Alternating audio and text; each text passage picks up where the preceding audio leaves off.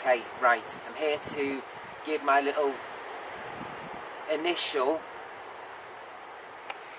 per se of the first out of the franchise, the Fast and Furious. I hesitated with the title then because I said in my intro to this retrospective that I would not reflect on the first one, but at any cost, any I wouldn't do it.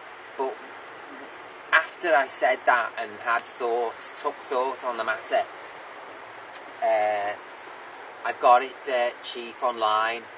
I thought to myself, dirt cheap, it was a penny plus postage online. I've got 29 minutes to do this, so bear with me. I've come outside to a public place, so it's going to go on a little bit. Please excuse the fact. I thought to myself, basically in a nutshell, what would be the point if I at least didn't do all of them bar the third one? At least, you know, the third one's excusable, yeah, because it's simply not canon in the series. I believe it comes as the 6th. I read on Wikipedia it comes as the 6th film in canon of the franchise. But in regards to when they were made, in that kind of strip, as it's canon up to the 7th, Fast 7, I'm not going to do it. If I can get it, I don't own it. You see, if I can find it in a charity shop, I'll do it when it comes along after I do the second. If it pops there, if I see it, I'll pop it in. Go on, carry on. Sorry, okay, not at all. But as I say, I got this for a penny plus postage, and it's a lovely DVD. It has DTS, or it has a DTS track on it, as well as standard Dolby, and it didn't have that in its sales details, its promotional details on its information. You know, its sales details online. It didn't have it. Normally, it boasts in its description if it has a DTS track or not. It didn't. It has a shitload of special features, just like Transporter 1 does, as well as it has having a DTS as well track, and yet the actual image doesn't suffer at all. It's the bit rate averages about 5.1, 5.2. It's actually a solid DVD for a penny online. Got a little booklet as well in it, enclosed. It's not just a promotional for DVD, it's an actual for the actual film.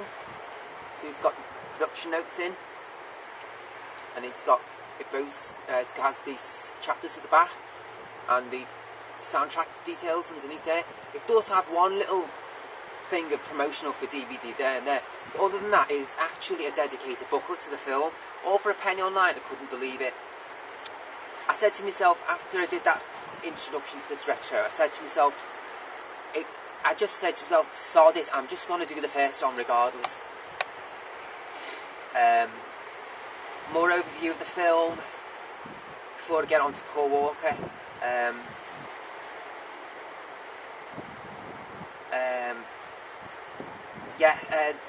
It was refreshing to see all the actors you now see in movies so young. It was actually a joy to see. It was strange. It was strange because the year this movie was made, 2001, is bang smack in the middle of a 15-year period where I probably I didn't go to the cinema for a start one time in this 13, 15 year. I tried to work it out before it came out today. Period. I didn't go to the cinema. I know I didn't go to the cinema once in the. This comes smack. This was made in 2001, right in the middle of that period where I'm saying I didn't go to the cinema, not even once. 13 or 14 year period. And in that said time, I may have just seen a few movies on the television. I was off travelling abroad in that period of time. I lived for 9 years in Holland, south of Spain.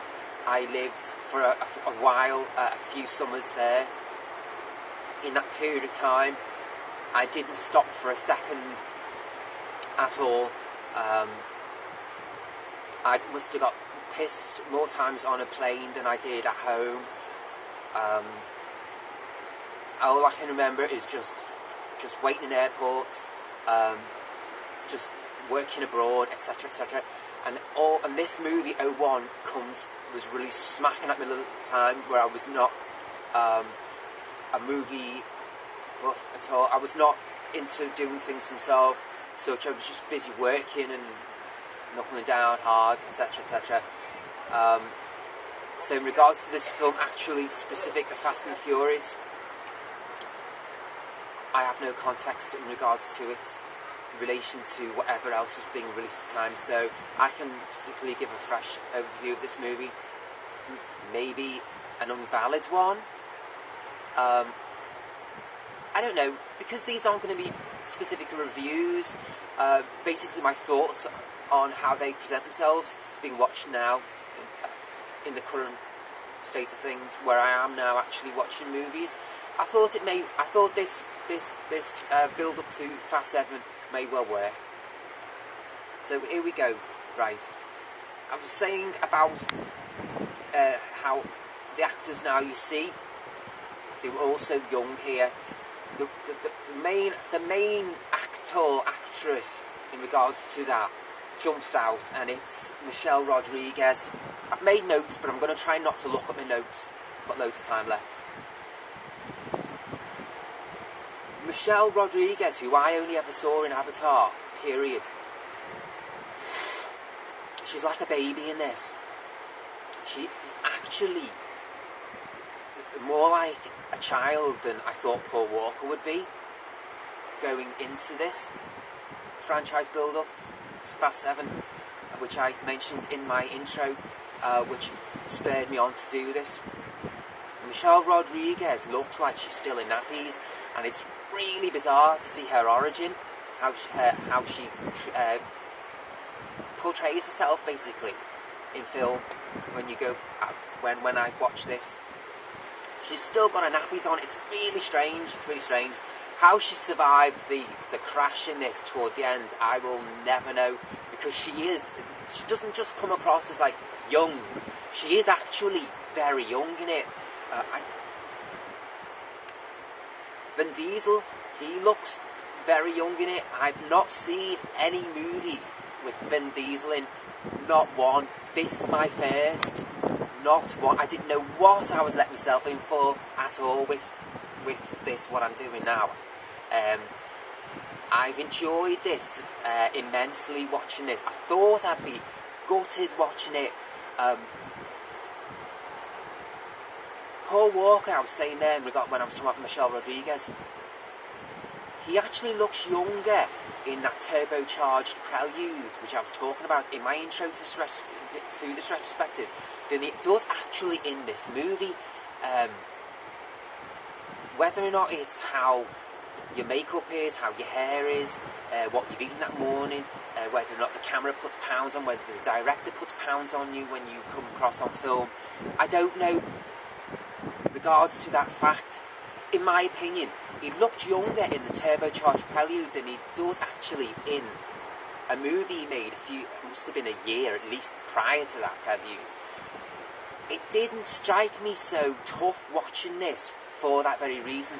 That was the first thing which struck me in regards to the Paul Walker aspect, which is why I'm doing this retrospective really.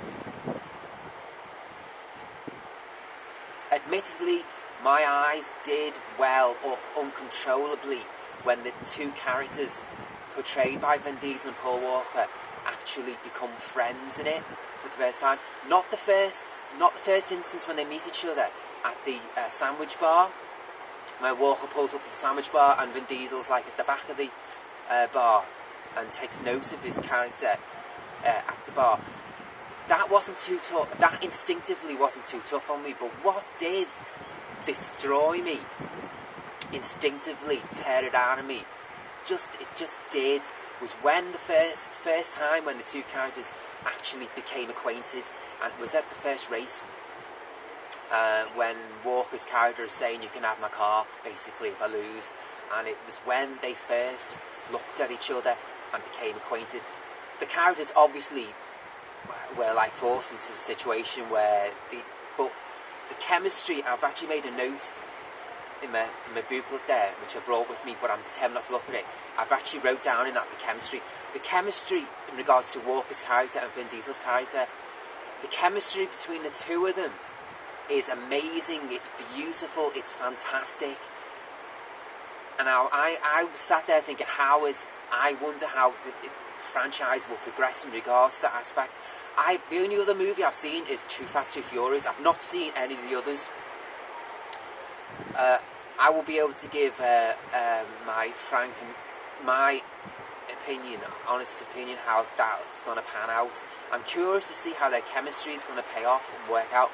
But at the moment, in regards to the first Fast and Furious film, the chemistry between the two of them is just amazing. It's wonderful. It's almost a spaghetti western, which is how it ends. The little twist in regards to the audio on the soundtrack, on the track, they do a little twist at the end, which takes you into like the genre of spaghetti western. When Walker's the hero and gives Vin Diesel his keys, and then the turbocharged prelude takes you from that scene into the second one. In regards to the second one, which I have seen, I'm not going to talk too much about that. I'll leave that for my next. It's a very different movie. It's a very, the first one here is a very, very different movie to the second. I was trying to get someone to do this with me, to give more of an opinion on this, so I can bounce off opinion. I couldn't get hold of anyone. It's one thing knowing people, but it's another thing them wanting to talk about a movie. And I said to myself, if I couldn't do that, I would at least come out to a public place, being the summertime and all. I'm very curious to see where and how the two characters portrayed by Diesel and Walker go with the franchise. As I've said, I've not seen any other films. I'm excited to see where they go, and because I know that the characters do come back into it in the fourth film, which I've yet to buy, I'm really intrigued to see how all the characters twist out. It is a character piece. It's very young. It's very young, but I think it works. I watched it last night, a Friday night, in my living room on my main television on a 50-inch plasma. The bitrate was great in it. It watched wonderful, and as I say, it has its own DTS track, and I played it through my tuner, AV tuner, as it was encoded, i.e. without having to manipulate the audio. It played wonderfully on its own via its own encoding, its DTS encoding through my 5.1 system. It was wonderful. It watched great. I watched it in its widescreen presentation, as it says there, widescreen there. I didn't manipulate the aspect ratio. I wanted to watch it. I wanted to take it as it came. You know, the audio was wonderful. I didn't know what the fuck was going on. I didn't have a clue. I'm not doing these as a straight review. I didn't know what the fuck was going on. But I must say for a second, the dude who played Vince, right, he is probably the person who I've watched more films of. Going into this, I was like that when I put it on, yeah. I was like, I recognise him. Other than Vin Diesel, Michelle Rodriguez, Paul Walker, I recognised the character who played Vince, even though I didn't know Michelle Rodriguez. Again, I've only seen Michelle Rodriguez like Paul Walker in the one of the movie in Avatar. Vin Diesel being the least. And now, as for the other people, Joanna Brewster, etc., without being discriminative here, I've not seen anything else Joanna Brewster's been in. I've only been into movies the last 5 years since coming down off my trip. Really, as I've said in my intro to this retrospective, when Into the Blue came out, I bought this solely because when I first got into movies, as I say, within the last 5 years, When I got connected with the internet and settled down for a little bit, got connected to the internet. The internet was consumed with Fast Five. Everywhere was Fast Five. YouTube was just consumed with Fast Five. Was coming out, and I was curious as to who was in it, and Paul Walker, and I just got this just to see who Paul Walker was, which I've spoke about before. Me getting into movies just recently, and Paul Walker being one of the few people who I initially got into in regards to curiosity's sake, who Fast Five was like in my face to say. What else can I say about it? First one, okay, got a little bit more time. Trying to think now. Yes, fucking hell, oh god. I'm thinking about what I've written down in my notepad and I'm determined not to look at it. I thought then of the guy who played Buffalo Bill from Silence of the Lambs. He's in it and it was good to see him. Ironically, 2001 was the year Hannibal was made. I thought that at the time. What else can I say? I'm determined not to look at my notepad. It wasn't as upsetting as I thought it was. Apart from that time when my eyes welled up naturally, instinctively, I had to stop myself. I was able to forget about all that business of Paul Walker. I was able to, and I think it was because the film worked and he wasn't so young in it, looking as he is in the Turbocharged Prelude. I think it's a combination of both those things. And the fact that it was a character piece and it wasn't just Paul Walker and Vin Diesel. It was, as I said in my Scum review, in regards to it having just Ray Winston on the cover, and that really how I thought of the film Scum. It was more of a character period piece, if you will. Again, the Fast and the Furious is, which I discovered, it's not just Paul Walker and Vin Diesel. Yeah, I know, but I do like that as well. How we on? Just your legs, you'll get it in my head. It's alright.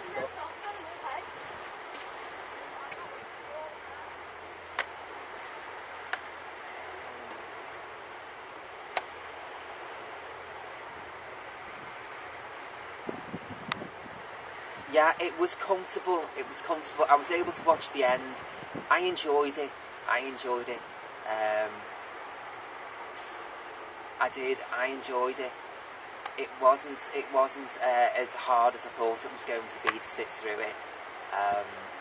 I'd sat through it a few times just to try and get hold of what was going on. I watched it in the surround sound initially, and then I watched it with just the audio on the television, just to try and get to grips with it. I was really dreading the emotional side of it. Just the too much, it being too much for me. What was me, the state in my head at the moment and stuff, I really thought it was going to be harder, and it wasn't. It was actually quite a joy. I was left wanting to continue with my retrospective, and on that note, I will love you and leave you, and with encouragement to check in, jump in, and take this journey with me, because I'm certainly looking forward to it. As I said in the intro, they're going to become sporadically throughout the year as to when I can purchase the movies. I've already bought Fast 5 on a little Steelbook edition, Blu-ray Steelbook edition. It was actually cheaper than the standard Amaray. I got it dead cheap on eBay. I've got that waiting post office for me to pick up, but I won't be able to watch that. I'm going to watch them in succession. I'm really excited about it because I've not seen any of them, and it's going to give me a buzz. It's going to give me a buzz. I've got part 2 at home. It's going to be dead weird watching that now. It's going to be dead weird because I've really got into this with all the characters and that. Anyway, it's going to be dead bizarre. Hope you can take the journey with me, and I hope, actually, more than anything, that you will enjoy it. You'll enjoy doing so. So, on that note, I'm loving to leave you. Over and out from the box. See ya.